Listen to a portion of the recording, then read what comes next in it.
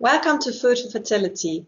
If you're a man or a woman in your fertile years and you want to have a baby now or at some point in the future, stay with me to learn how taking care of mom's and dad's diet and lifestyle before conception optimizes the chances for a smooth conception and pregnancy and a healthy mother and child.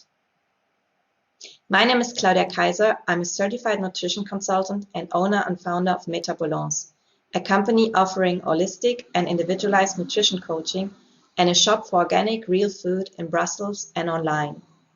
I'm not a doctor, but fertility is my personal passion topic, and through my trainings and ongoing studies, I understand a lot about how nutrition and lifestyle directly affect our physical and mental health, and as such our fertility and the long-term health of mother and child.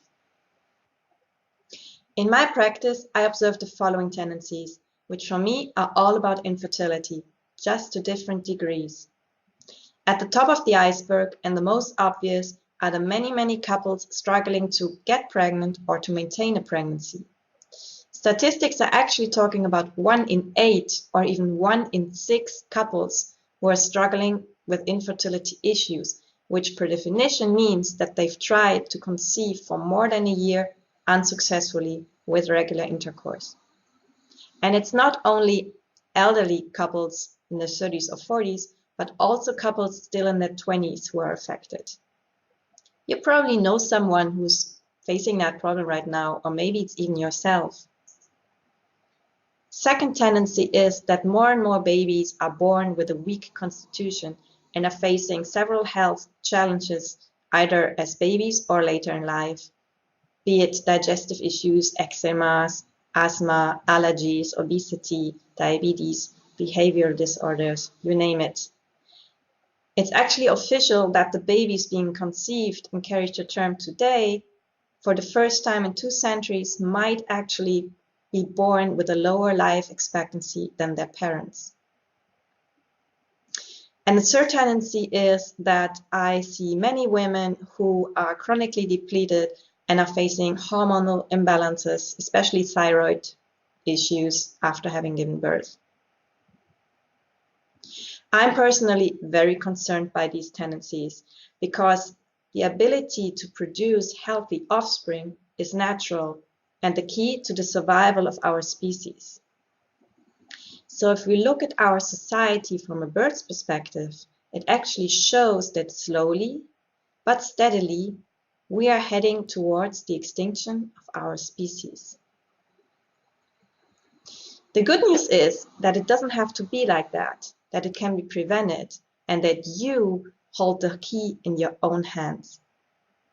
Infertility is not an unavoidable fate.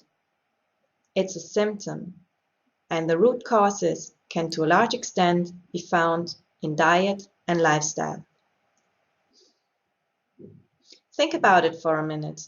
When we build a house, we make sure that we build a strong fundament and that the building materials are of the highest quality.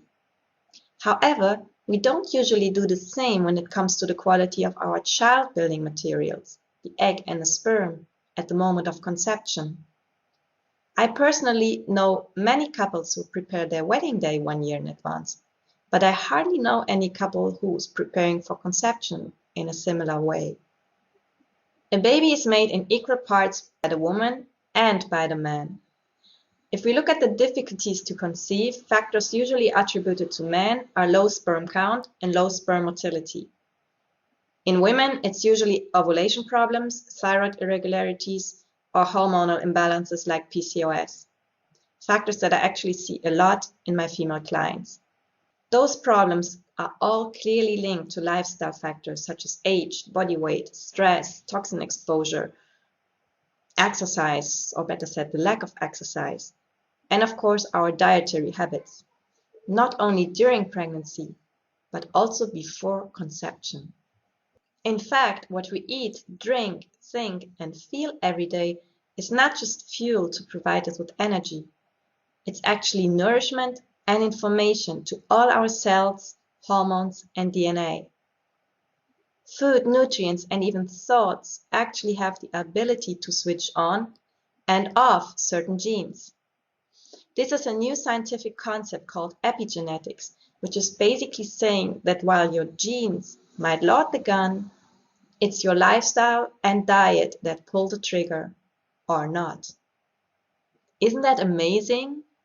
You actually have much more power over your own health, including your fertility, than you probably ever knew. Many couples enter pregnancy in a state of depletion, yet it's the quality of the sperm and the egg at the moment of conception and the mother's diet during pregnancy and lactation that will determine to a large extent the physical, mental, and emotional health of their baby.